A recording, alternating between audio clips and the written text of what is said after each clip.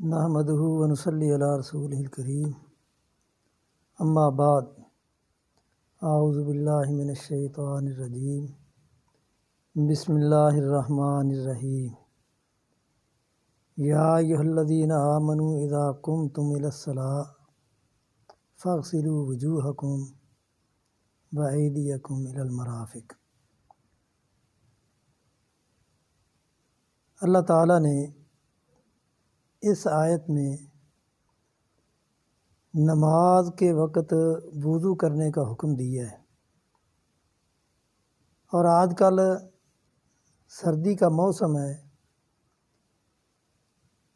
پانی بھی ٹھنڈا ہوتا ہے، سردی بھی ہوتی ہے۔ اگر پانی گرم بھی ہو تو سردی تو ہے، اور اس سردی میں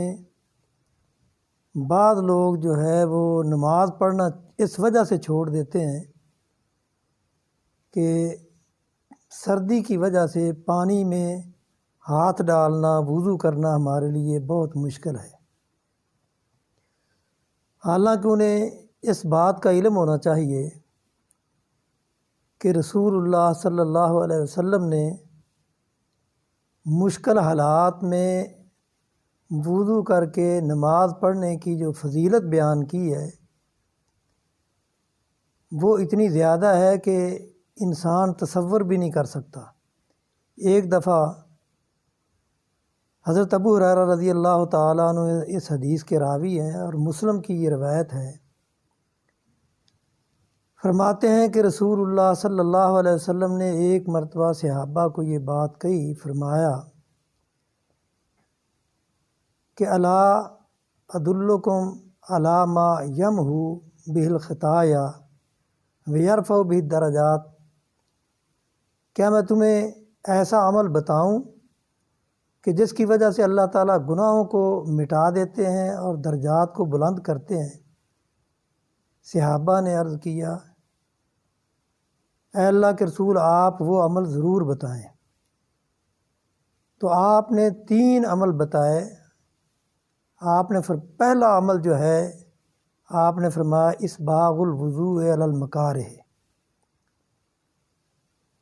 یعنی جب وضو کرنے کو دل نہ چاہتا ہو سردی کی وجہ سے یا پانی ٹھنڈا ہونے کی وجہ سے،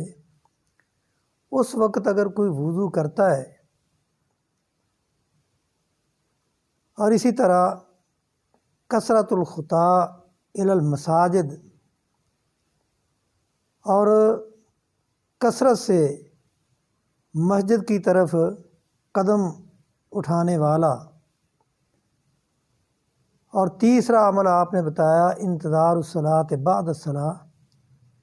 نماز کے بعد دوسری نماز کا انتظار کرنے والا۔ یہ 3 آدمی ایسے ہیں اللہ تعالیٰ ان کے گناہوں کو معاف کر دیتے ہیں، درجات کو بلند کرتے ہیں۔ اور پھر آپ نے فرمایا کہ یہ عمل ایسا ہے جیسا کہ کوئی فوجی مشکل ترین حالات میں ملک کی سرحد کی حفاظت کرتا ہے، جتنا ثواب اسے ملتا ہے اتنا ثواب ہی ان لوگوں کو ملتا ہے جو سردی کے اوقات میں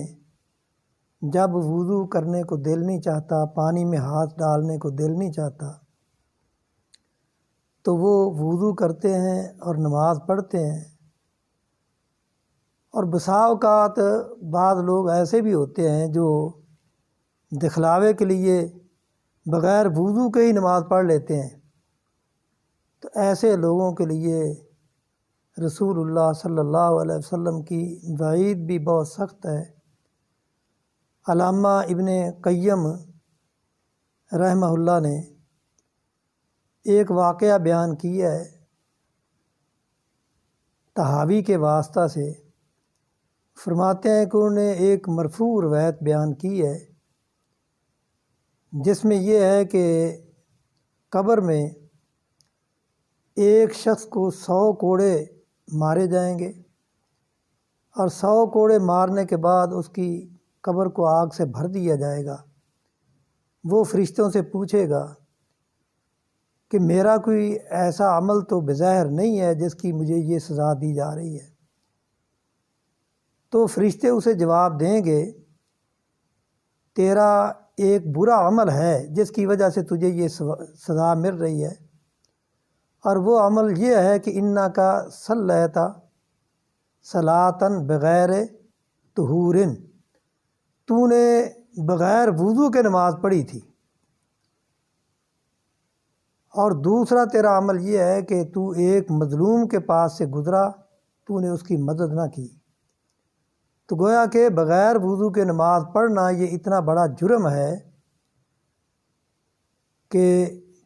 قبر میں اس کی وجہ سے عذاب دیا جائے گا۔ تو آج کل سردی کے ایام ہیں، تو جو لوگ اس وجہ سے نماز نہیں پڑھتے کہ سردی ہے، پانی میں ہاتھ نہیں ڈالا جاتا، تو ان کو اس حدیث پہ بھی غور کرنا چاہیے کہ ایسے وقت میں وضو کر کے وقت پہ نماز پڑھنا اس کا اجر کتنا ہے۔ اتنا بڑا اجر کہ جس طرح ایک مجاہد ملک کی سرحد کی حفاظت کرتا ہے، تو یہ چونکہ وضو کرنے والا ایک اسلام کے بہت بڑے رکن کی حفاظت کرتا ہے، تو اس لیے اللہ تعالیٰ نے اس کو اتنا بڑا اجر بھی دیا ہے۔ تو اس لیے سردیوں میں وضو کرنا یہ بہت بڑا ثواب ہے، اس ثواب کو